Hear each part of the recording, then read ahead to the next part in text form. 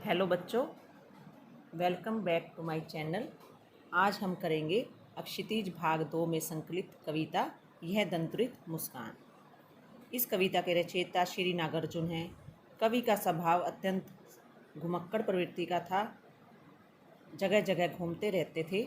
इसलिए जब वो अपने छोटे बच्चे को काफ़ी समय के बाद मिलते हैं, देखते हैं, उसकी छोटे छोटे दांतों को देखकर, उनकी मुस्कान को देखकर कवि को अत्यंत प्रसन्नता होती है। अपने मन के भावों को कवि इस कविता में प्रकट करते हुए कहते हैं। तुम्हारी ये दंतुरित मुस्कान मृतक में भी डाल देगी जान, धूली धूसर तुम्हारे ये गात, छोड़कर तालाब मेरी झोपड़ी में खिल रहे जलजात, परस पाकर तुम्हारा ही प्राण पिघलकर जल बन गया होगा कठिन पाषाण।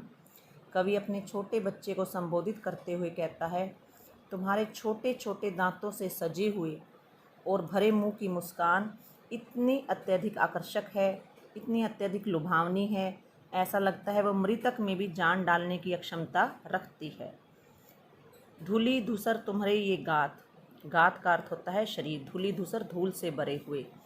ऐसा लगता है तुम्हारा शरीर का अंग प्रत्यंग धूल मिट्टी से सना हुआ है, भरा हुआ है। छोड़कर तालाब मेरी झोपड़ी में खिल रहे जलजात। कवि यहाँ पर कहता है, मुझे लगता है तुम तालाब छोड़कर मेरी निर्धन की झोपड़ी में खिलने वाले कमल के फूल हो। परस पाकर तुम्हारा ही प्राण पिघलकर जल बन गया होगा कठिन पाषाण। पाषाण का अर्थ होता है पत्थर, चट्टान। मुझे ऐसा लगता है वह तालाब भी पहले पत्थर का होगा, जो तुम्हारे प्राणों का, तुम्हारे शरीर का स्पर्श पाकर पिघल गया होगा, जल बन गया होगा।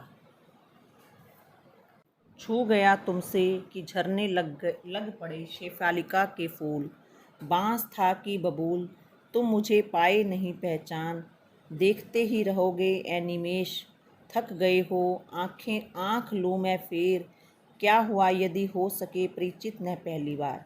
यहाँ कवि अपने बच्चे को संबोधित करते पुनः कहता है, चाहे बांस हो या बबूल, वह तुमसे छूकर उससे भी शेफालिका के कोमल फूल झड़ने लगते हैं। तुम मुझे पाए न पहचान। कवि अपने बच्चे से पुनः पूछते हुए कहता है, क्या तुमने मुझे पहचाना नहीं है। वह बच्चा अत्यंत हैरान नज़रों से बिना पलक झपाए, एनिमेश का अर्थ होता है बिना पलक झपकाए, लगातार उसकी तरफ देखने लगा था। कवि उनसे पूछता है, क्या वह थक गया है, क्या वह अपनी आँखें फेर लूँ या अपना मुँह फेर लूँ। कवि कहता है, यदि उसने मुझे पहचाना नहीं है तो कोई बात नहीं। भाव यह है कि वह भी बहुत छोटा है, परंतु अत्यंत भोला भाला और सुंदर है। तुम्हारी माँ न माध्यम बनी होती आज, मैं न सकता देख, मैं न पाता जान। कवि अपने बच्चे को संबोधित करते कहता है, हे सुंदर दांतों वाले मेरे बच्चे, यदि तुम्हारी माँ तुम्हारे और मेरे बीच में माध्यम न बनी होती तो मैं तुम्हें और तुम्हारी मुस्कान को न ही देख पाता, ना ही जान पाता।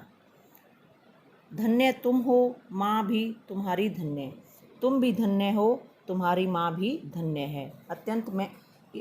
अतः मैं तुम्हां दोनों का ही आभारी हूँ।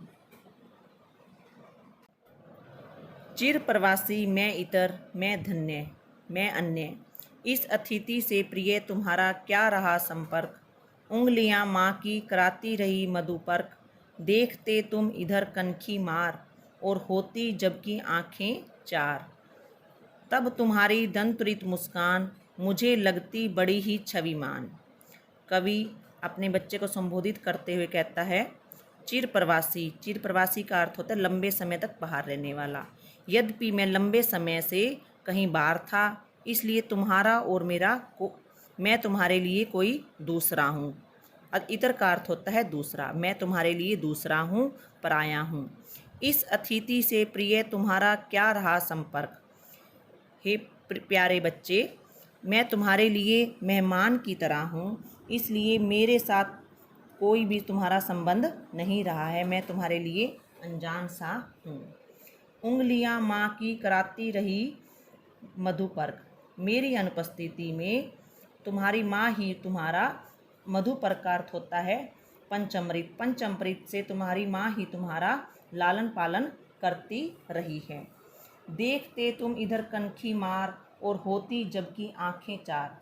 जब मेरी तरफ तुम बार बार देखते हो, तिरछी नज़रों से देखते हो, कनखी मारने का अर्थ होता है तिरछी नज़रों से देखना। तो मेरी तरफ जब कभी तिरछी नज़रों से देखते हो, मेरी और तुम्हारी दृष्टि जब कभी अचानक मिल जाती है, तो मुझे तुम्हारे मुंह में चमकते हुए सुंदर दांतों से युक्त मुस्कान दिखाई दे जाती है। कवि कहता है, सच में मुझे तुम्हारी दूधिया दांतों से सजी मुस्कान बहुत ही सुंदर लगती है। मैं इस मुस्कान पर मुग्ध हूँ। इस कविता में विशेष यह है, इस कविता में प्रसाद का गुण है, वात्सल्य रस है, कवि ने खड़ी बोली का प्रयोग किया है, तत्सम और तद्भव शब्दावली का सुंदर प्रयोग किया गया है, अनुप्रास अलंकार है, आंखें चार होना, कनखी मारना जैसे मुहावरों का भी सहज स्वाभाविक प्रयोग किया गया है। If you like my video, then please like, share and subscribe my channel. Thanks.